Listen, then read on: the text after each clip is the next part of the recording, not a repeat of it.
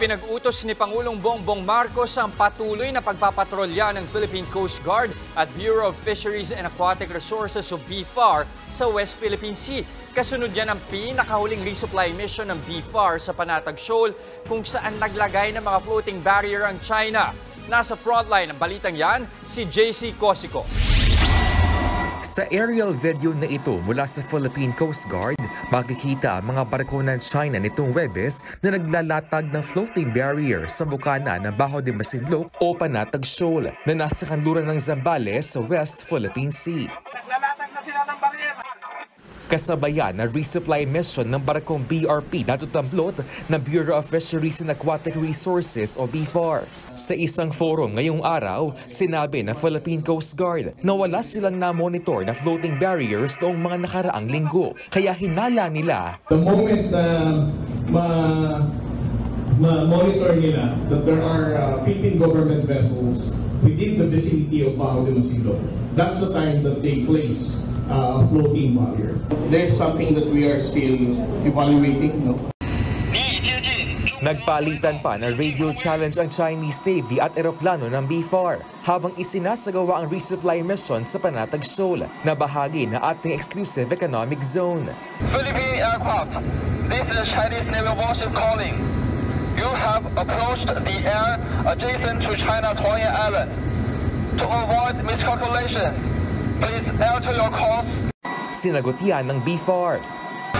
Bureau of Fisheries and Aquatic Resources aircraft of the Philippine government conducting a lawful maritime patrol within the exclusive economic zone of the Republic of the Philippines, China, as a signing member of the UNCLOS on 10 December 1982.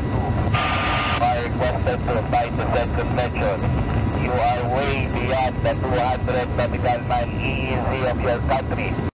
Sa kabila nito, nakapaghatid pa rin ng tulong sa mga Pilipinong mangingisda. Pinabulaanan din nila ang pahayag ng China na pinalayas nila ang barko ng BFAR sa nangyaring resupply mission.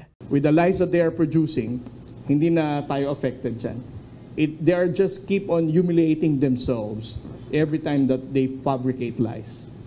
Dagdag pa ni Commodore Tariela, inatasan ni Pangulong Bongbong Marcos ng Coast Guard at BFAR na ipagpatuloy ang pagpatrolya sa West Philippine Sea. Sa impormasyon namang ibinahagi ng BFAR, may mga nasira umanong bahura sa Panatag Shoal dahil sa pangingisda gamit ang cyanide na isang nakalalasong kemikal. Ang pinaghihinalaang nasa likod niyan, mga mangingisdang Chinese at Vietnamese. According to the statement of our Filipino fishers, This Chinese actually they intentionally destroyed Bajo de Masinloc to prevent Filipino fishing boats to fish in the area. Sa ngayon, magpapatuloy daw ang rotational deployment ng PCG at BFAR sa Panatag Shoal. Pero paglilinaw nila, hindi yan para galitin ang China. Objective natin dito is not to provoke anybody, not to escalate the tension in Bajo de Masinloc. Our objective here is to protect the Filipino fishermen, to make sure na ang mga Pilipino mangingisda ay makakapangisda sa Bajo de Masinloc.